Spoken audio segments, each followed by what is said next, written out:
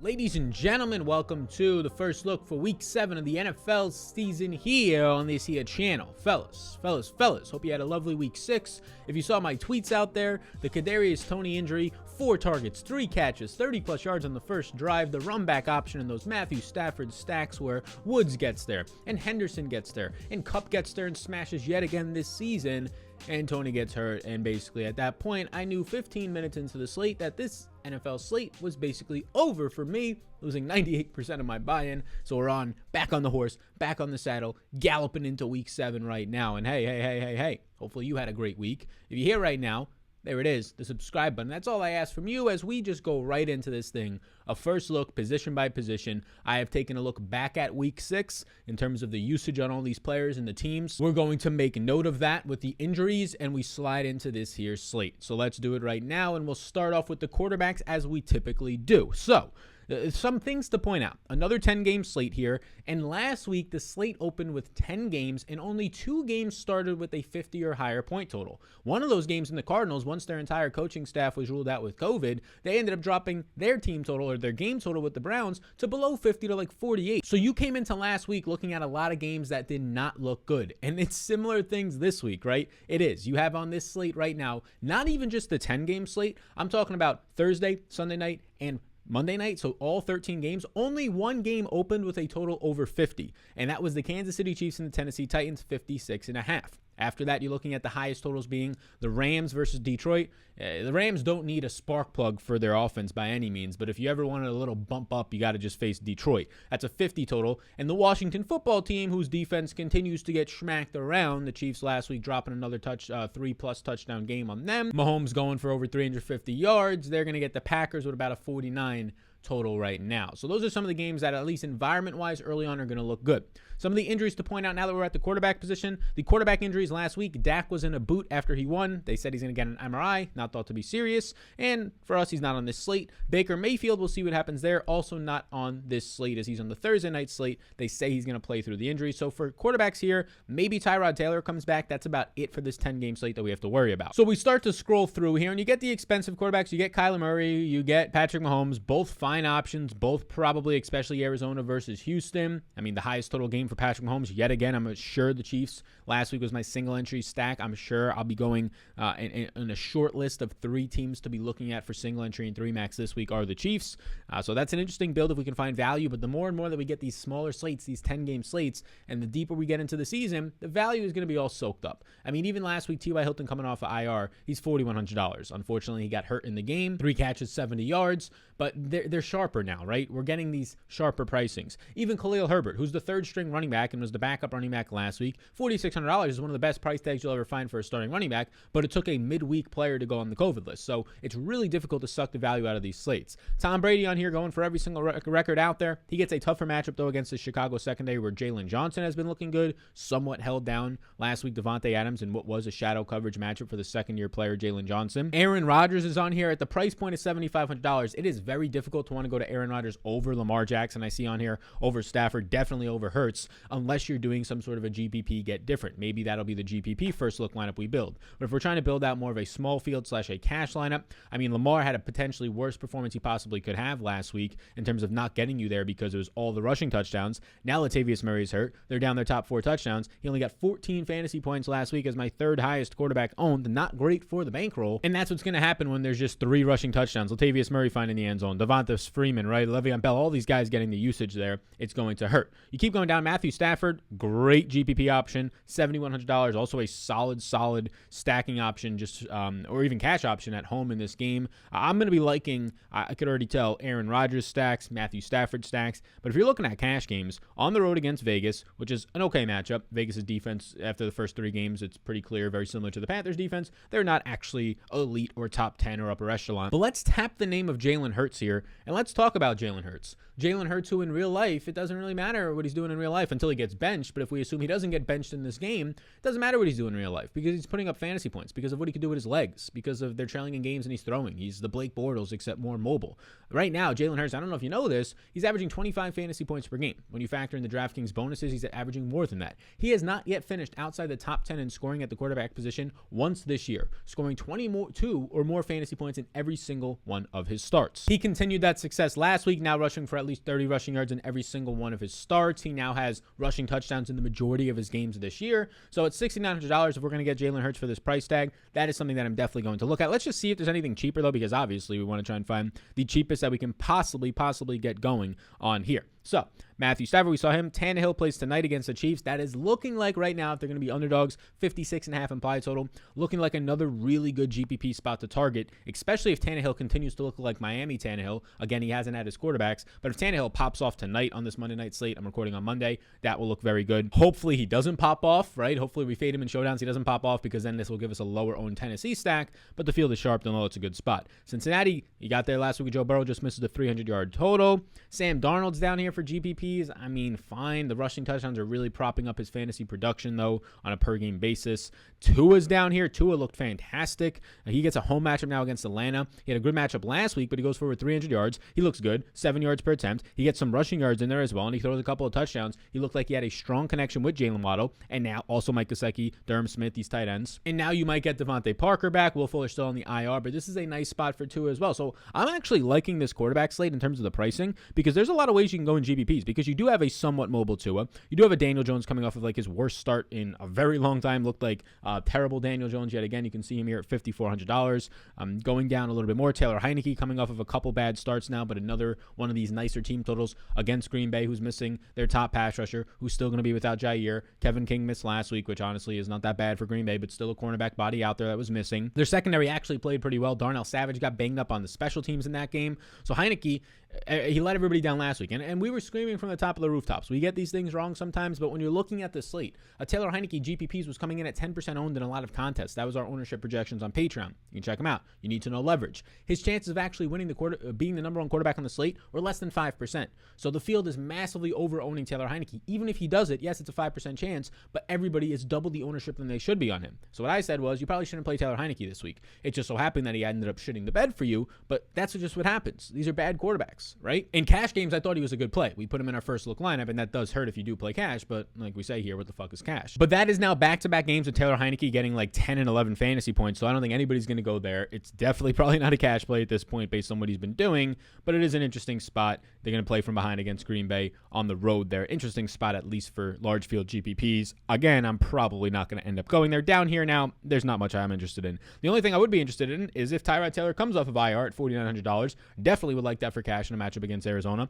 Definitely would like that even potentially for GPPs, but mainly for cash games. The impact it would have on GPPs is making those Kyler Murray stacks more exciting in terms of Tyler Taylor being able to propel a shootout more so than what you would get, and also sustainability for Nico Collins, who returned the rookie last week, for Brandon Cooks, more so than a Kyler Murray. So that's the quarterback position. We'll just go and we'll secure really quickly Jalen Hurts. We go to the running back position now. The top end guys, McCaffrey goes back on IR. You get a $9,200, very expensive as an underdog in this one, Derrick Henry. Maybe the people thinking that Derrick Henry is now a pass catching running back, even though he hasn't shown that the last 3 games. Maybe now they think that he's going to be an underdog and he gets some of that usage. Interesting. Fine. Aaron Jones goes over 100 total yards, finds the end zone on another touchdown reception from Aaron Rodgers this year. Has, I believe, almost a half a dozen of those already. He's somewhat expensive. Saquon's on here, expected to miss probably 2 to 4 weeks. They said this would be that second week, so I think we can safely assume that he probably misses this game here. So now you're jumping down. I mean, McCaffrey's not going to play. If Saquon doesn't play, you have a very expensive Henry, and now on a 10-game slate, the price points just completely crater. So you're naturally getting running back value,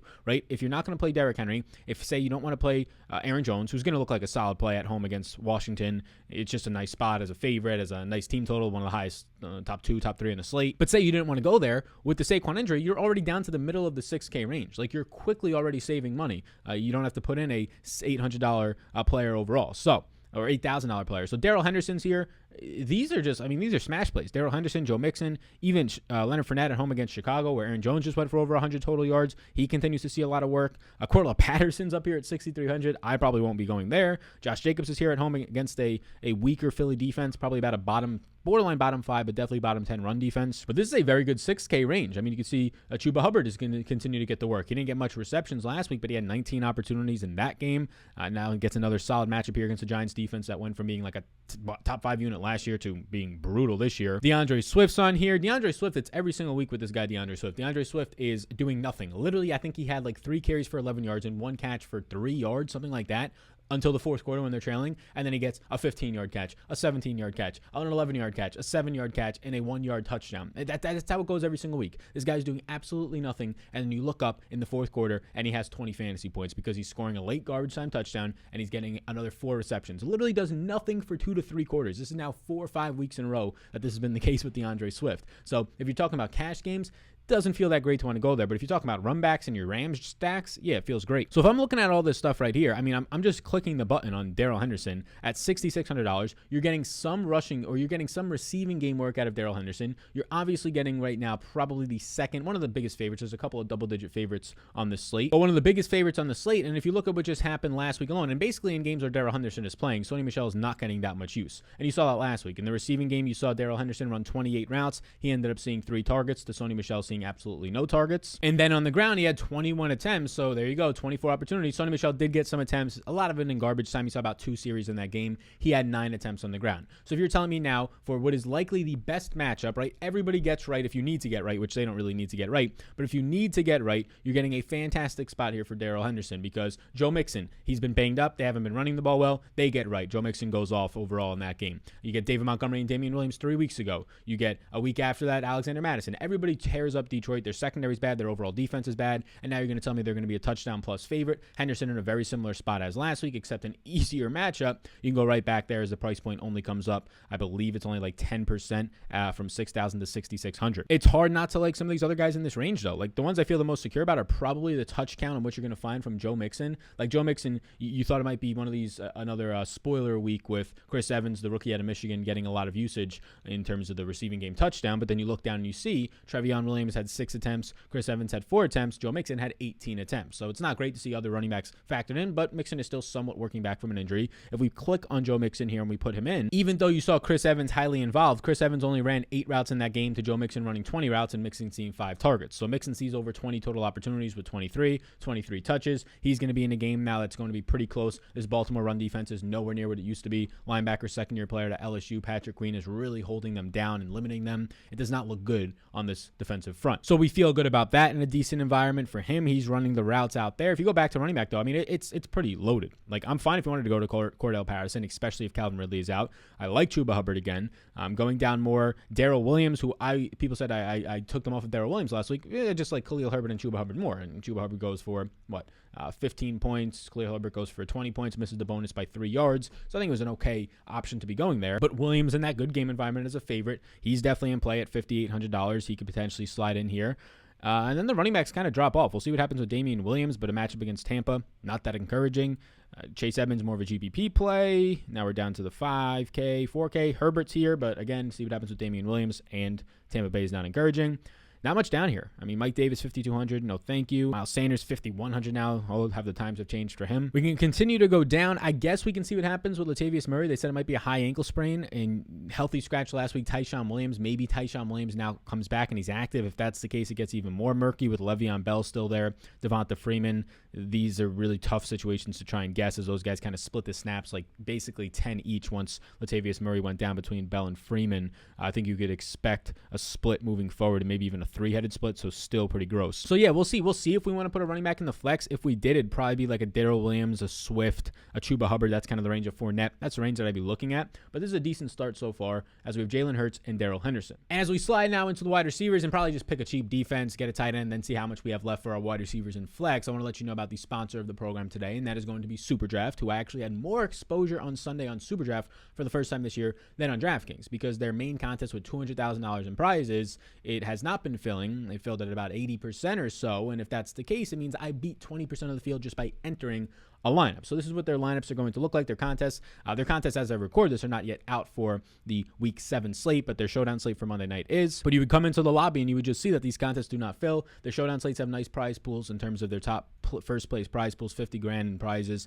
Their main slates have a lot more in $200,000. But basically all you have to do here on SuperDraft is you play it the same way. There's no salary caps. It's a multiplier format, so it's projection heavy based. Your projection times the multiplier. We have projections on Patreon, and you know exactly who to play in each position. Really, really solid solid plays stand out. But the biggest thing is that the contests don't fill, so I expect this week to as well to have more exposure on SuperDraft than on Draftkings. So if you want to come and join me over there, use the code SAL, $20. It is the best place. It is your easiest chance to actually win money and even finish in the top 1% because you're facing 20 to 30% less of the field than on FanDuel and on Draftkings and probably even on Yahoo. So check it out, SuperDraft. Code SAL gets you actually $25 now. 25, we're bumping it up. $25, that code SAL, take advantage of that. So now that we have this built right here, before we get into wide receivers, let's just see how much money we can get left. Right? I like to just throw in a cheap defense here, and we can go all the way down to the bottom of this. And the Texans versus Arizona, I mean, no. Lions versus, like, none of these seem great. I mean, Eagles versus Derek Carr, that seems good enough, right? Seems good enough. So $2,300, we'll put that in there. What does that leave us with? That leaves us with about $5,500 per player, assuming we can get one cheap guy. That's not terrible. Let's slide now into the wide receivers and see what happens here. So we can slide into the wide receivers. Adams last week gets somewhat shut down. Now is a great matchup this week. Tyreek Hill in a good game environment. Cooper Kupp, who continues to dominate, gets Detroit's secondary, which is yet again another splash spot for him and Robert Woods and the boys and Van Jefferson. So these three guys up here, I mean, they're all pretty similar in price. I'm just going to take Devontae Adams if we can afford it. But for right now, let's say I want one of these studs. We don't have a stud running back because there's only Derrick Henry on the slate this week. And I personally would prefer to get one of these stud receivers. So let's say, I mean, Cooper Kupp and Darrell Henderson in the same lineup. Does that feel great for us when your team has a 30 implied total and 10-point favorites? It feels fine, but obviously not ideal. So let's just go to Cooper Kupp for now. If we could find the extra 500 at the end of this, we can go up to Devontae Adams. So you get Cooper Kupp in the lineup, and we have $4,800 left to spend. Keep in mind, though, that the tight ends are going to be naturally cheaper, and maybe we can find a value receiver as the goal here. Hopkins' price point comes up after his second 2-touchdown game of the year. That's a nice spot, obviously, especially if we can get Tyrod Taylor to return. DJ Moore continues to struggle as Sam Darnold continues to struggle. Terry McLaurin is a great GPP play this week. He was my favorite GPP play last week, and what did he do for us? Absolutely nothing because Taylor Heineke shit the bed again. But now after everybody was on him in a major way, he was like the second or third highest owned receiver behind Devontae Adams and Cooper Kupp last week, and maybe behind Tyreek, so I think he came in as our fourth highest owned receiver. A lot of people are going to say I'm not going back to him, even though he has a great matchup with no Jair Alexander out there for Green Bay. And the price point dropping. I mean, you have Calvin Ridley all the way down to $6,600 now. Calvin Ridley, who continues to see a massive target share in this offense for Atlanta. He missed the last game, then they ended up going on a bye week, so now people maybe are forgetting that Calvin Ridley even exists, as he hasn't done much to excite people this year. Last thing you saw out of Atlanta was Cordell Patterson in London and Kyle Pitts, both balling out for 100 total yards. But Calvin Ridley, even though he's not getting a lot of work right now in terms of just production, he's still seeing a 28% target share. He's still seeing 10.5 targets per game right now, and in every single one of his games, he scored double-digit points with over 15 or more in 3 out of the 4 games. So when this price point starts to reduce, hey, even at $6,600, if he only goes for 16, 17 points for you around the season average, it's still going to look pretty good. So Calvin Ridley, I don't even know if we have enough money for this, but I'm going to just secure the 10 targets in a cash format out of Cooper Kupp, out of Calvin Ridley, and we have $4,200 left. We might find a cheap tight end and a cheap wide receiver to be able to maybe make this work. So that's what happens if you get Cooper Kupp and Calvin Ridley. You keep going down. There's the price tag of $2,000 cheaper for GPPs to Robert Woods. You can try and spin that wheel again. It's worked one time this year for you over Cooper Kupp. Antonio Brown gets priced up. So Mike Evans is still the most expensive player on Tampa Bay, but you see now Brown is actually now priced up to $6,300, and Godwin is, where is he at? He's down to the 5K range here at $5,900, and based on the usage, that's exactly probably how it should be. Godwin getting more targets in that last game, but they were short area targets. It didn't really compile to much usage. I think he got one red zone target. Jamar Chase, A.J. Brown. We'll see what A.J. Brown does tonight. That's a nice price point of 63. Nice price point for Julio of 61. I mean, that just looks like a smash price tag and the obvious way to go in your stacks this week. If you're running out there Patrick Mahomes and Tyreek Hill, you just have built-in cheap players who are alphas in this lower 6K range on Tennessee as your run backs. Brandon Cooks, fine run back option, especially if Tyrod Taylor can get back out there. Now we're down to the 5K range. You get Sterling Shepard here at $5,600. Tony got hurt. Shepard is still going to be the main guy out there. Shepard comes back into the lineup last week, and what does he do? He produces as if he never left the lineup. 10 catches on 14 targets from Daniel Jones, 76 yards. I don't think we have enough money to afford Sterling Shepard. Maybe Kenny Golladay returns. Maybe Kadarius Toney's injury is not that bad, even though that ankle has been bugging him, and maybe now you can expect him to miss. But either way, I still think the alpha here is Shepard. Can we afford him, though? If we play Shepard, we only have $3,500 per player. It's going to be tough, but, we find a lot of $3,000 range tight ends, and maybe there's a 4K flat wide receiver receiver to make this work out. But that's a lot of targets. I mean, we're like ensuring 10 targets out of all of our receivers. We're ensuring 20 plus opportunities out of our running backs. Jalen Hurts a top 10 quarterback every week, and an Eagles defense that, I mean, it looks okay at 2,300 versus Derek Carr. It's not something I'm running away from. So let's see now as we go down through wide receivers more. Jalen Waddle looked great. Tua was targeting Jalen Waddle on his first drive before he got hurt week 1, and then he comes back in and he targets him this past week, gets 2 touchdowns, 13 targets. Still these short area targets though, 10 catches for 70 yards, but he operated on the outside a lot. It'll be interesting to see as the week goes on what his ownership looks like and where we'll project him for, because he's priced right next to a guy in Henry Ruggs who blew up last week, and mainly a guy in Sterling Shepard. Jacoby Myers and his high target rate but lack of end zone touchdowns and lack of deep yardages is on the slate. Kadarius Toney price point drops if he was to play and actually be healthy, which is now a risk after he ended up losing me 98% of my buy-in last week basically because of him. I ended up having 85% Toney on SuperDraft, and he was in my main lineup over on Draftkings single entry, so that did not work out too great for us because of the injury. Allen Robinson gets the Tampa Bay secondary. Nice pass funnel. Can we actually trust this offense to play fast, because they're not playing fast at all? Now that they're forced to run with Justin Fields or pass with Justin Fields, we'll see what happens there. So we're getting lower now into this 4K range. Oof. I mean, T. Higgins is 4,900. He's coming off of a decent target game, 7 targets. Not really interested in putting him in this lineup because we don't have the money, and I prefer the Joe Mixon game script. Robbie Anderson found the end zone. Tyler Boyd is cheap as well, even though these guys continue to see targets. Boyd didn't see that many this past week, though. I think he only had 4 or 5 targets. Mooney's down here. That's a nice GPP play. So we're getting down here now. We need to find a 4K receiver. Hardman, I mean, that's a guy that you can put right back in after Hardman continues to produce. He had 4 catches for 62 yards, had an attempt on the ground. He scores you 10 fantasy points. Not bad. Maybe we can find a cheaper. I'm going to be interested in seeing where Rashad Bateman is this week, because he was 3K flat last week, and we're still yet to see him, even though he played out there, and he actually played a decent amount, seeing some nice usage. We're now down to about 4K flat. St. Brown's out here, saw some targets. It's not sustained, or it's not at least consistent enough for me. A lot of guys who are injured, we have to track the status. Maybe MVS comes back off of IR now that he's eligible to return off of the 3-week IR. Aguilar didn't get much usage in that game. Yeah, I mean, this is pretty bare down here, but we still have yet to see Rashad Bateman pop up. Diami Brown, Elijah Moore. I don't want anything down here, but I'm getting excited because there's no Rashad Bateman yet, and we need a cheap receiver. There he is. $3,400 Rashad Bateman. Let's put him in the lineup and let's talk about him. So we add Rashad Bateman at $3,400, and there was talk that he might be limited, and I didn't know what to do with Rashad Bateman. I hadn't projected for 6 fantasy points. I gave him a somewhat limited role, and he comes out there, and based on what these stats right here are showing me, he ran the second most routes on the team out of the wide receivers. He ran 22 routes to the 29 routes for Hollywood Brown, and he saw 6 targets, 4 catches for 29 yards. So he ended up having 6.9 fantasy points. I think we had him for 6.2 or 5.2. So the role really wasn't limited, though. They got a lot of rushing touchdowns, right? The game was slower because of their success on the ground running the ball, but he still saw 6 targets. He still saw a very nice target share. I mean, his 6 targets were tied for a team high with Mark Andrews. It led all the receivers, one ahead of Marquise Brown's 5 targets. So Lamar Jackson was targeting him right away, and now his price point's only $3,400. $3,400 for a player that definitely makes things work here at home. What do we get left now at tight end? $3,700. That could be enough. And obviously, Cooper Kupp, I don't know if he's playing in the afternoon. One of these guys is probably playing in the afternoon slate, so you should be putting Cooper Kupp, your most expensive player, in the flex spot so that you can late swap off of things if things get weird. So just keep that in mind. But now with that all laid out here, let's find a decent tight end. We can look at the price points on these tight ends. Travis Kelce's price goes back up as he had a solid game and a good game environment. So the discount of $7K from last week is now gone as it goes up by about 9% in price.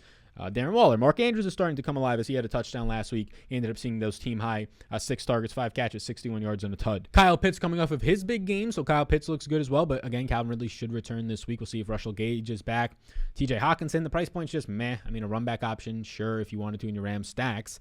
And this is a range that looks nice. We'll see what happens if Gronk returns, but Gesicki's here. Goddard, we'll see what happens with his COVID results, but there's no Zach Ertz now on this team, so he's the main guy. Gesicki saw all the love from Tua that pass game, especially deep down the middle of the field. They had a nice connection. Gesicki operating as a wide receiver or in the slot or out wide more than any tight end did in week 6. Tyler Higbee's here. Hunter Henry's here. Another nice game out of him. Zach Ertz should be making his season debut with Arizona at the cheap price range. Ricky Seals-Jones, our man, is only $3,700, and look at that. We can afford him. Do we go 3 weeks in a row with Ricky Seals-Jones in our flex spot? I mean, we might have to, because Ricky Seals-Jones this past week, after running 41 routes in week 5, in week 6 he ran 36 routes. He caught 4 balls for 58 yards in the deep touchdown on 5 targets. So his target share came down, but still third on the team in targets. And J.D. McKissick had 10 targets and caught 8 balls for 65 yards. Also another GPP type play for you. But I mean, we could afford Ricky Seals-Jones. Yeah, I like his role better than Evan Ingram, better than Tonyan, better than first score replays tonight. We'll see what happens there. But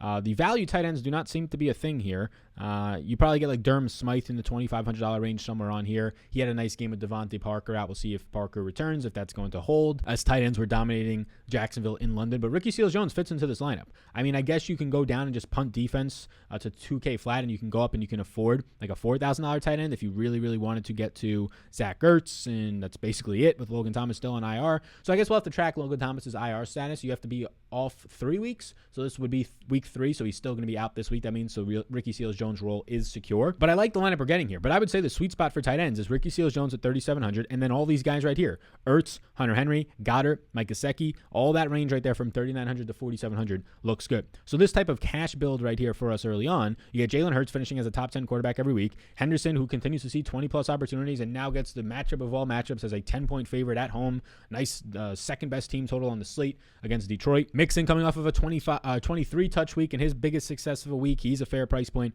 And then you get all these receivers. I love this. I mean, these 3 receivers we can rely on for 10 targets, right? Cooper Kupp, 10-plus targets. Yeah, I can rely on that.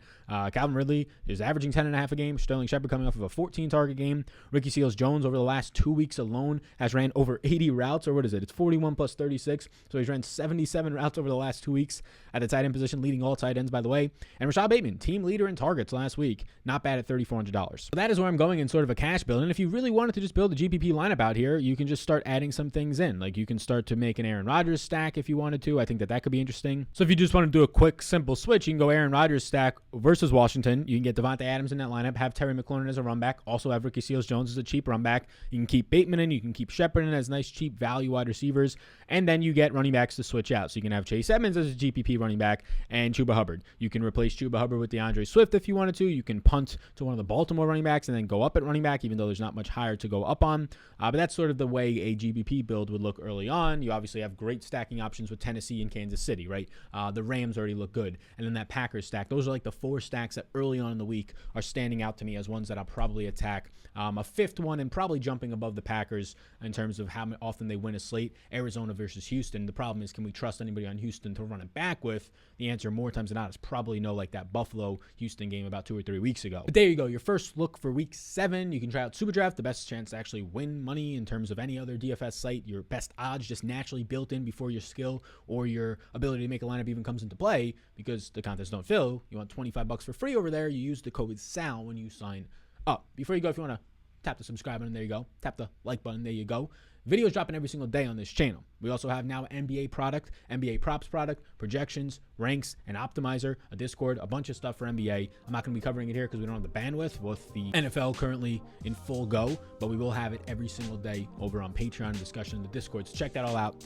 Everything we've talked about, if you want to check it out, linked in the description and more. Enjoy the start to your week. Enjoy whenever you're watching this, the start to your weekend. Hope you have a great rest of your day, and I'll see you in the next one.